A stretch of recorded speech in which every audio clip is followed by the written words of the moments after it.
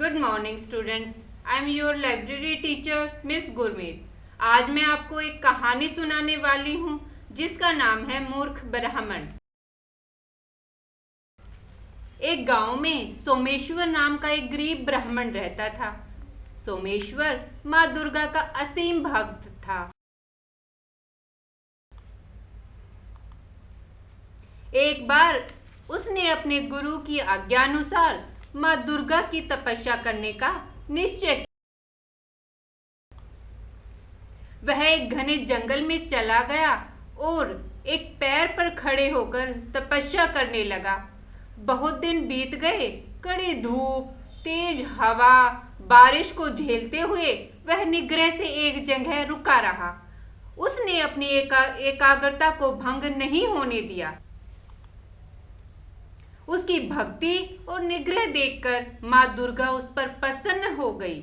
माँ दुर्गा बोली, वत्स, अपनी आंखें खोलो, मैं तुमसे प्रसन्न हूँ। बोलो, तुम्हें क्या चाहिए? ब्राह्मण बोला, प्रणाम माते, आपके दर्शन से ही मैं धन्य हुआ। अब और क्या मांगू?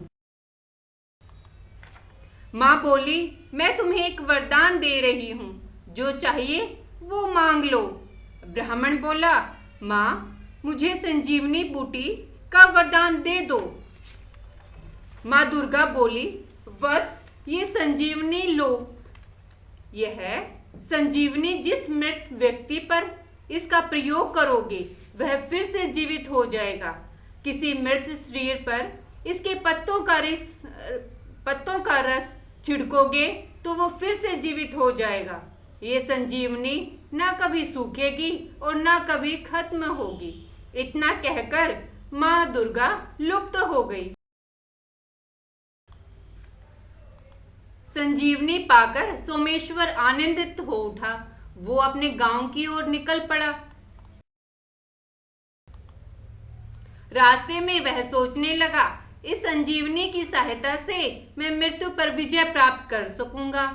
अब गांव में किसी भी घर में दुख नहीं होगा। गांव के सभी लोग मेरी प्रशंसा करेंगे और पूरे गांव में मैं प्रसिद्ध हो जाऊंगा। ऐसा भी हो सकता है कि सब लोग मुझे गांव का सरपंच ही बना दे। चलते चलते उसके मन में एक अलग ही विचार आया। क्या माँ दुर्गा ने मेरे साथ कोई मजाक तो नहीं किया?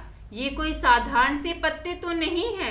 ये सच में संजीवनी बूटी है कि नहीं, यह जानने के लिए मुझे कुछ न कुछ करना ही होगा। सोमेश्वर इधर उधर देखते हुए कुछ खोजने लगा। इतने में उसे रास्ते पर एक मृत शेर दिखाई दिया। सोमेश्वर उस मृत शेर के पास गया और सोचने लगा, इस संजीवनी बूटी का प्रयोग मैं इस शेर के ऊपर करके देखता हूँ, फिर पता चलेगा ये असली है या नकली।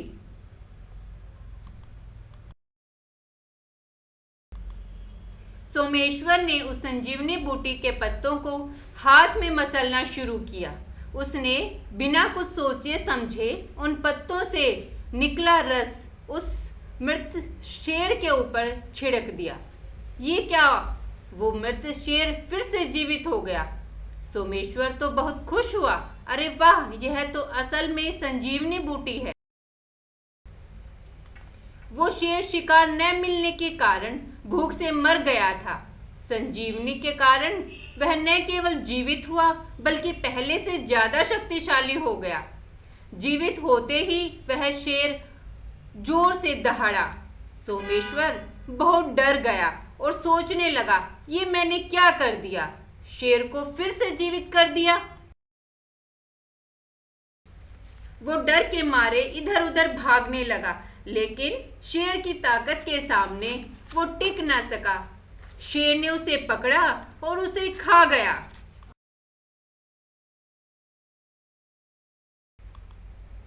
तो बच्चों, इस कहानी से हमें शिक्षा मिलती है कि कोई भी काम करने से पहले उसके परिणामों के बारे में सोचना चाहिए। उम्मीद करती हूँ आपको ये कहानी पसंद आई होगी। धन्यवाद।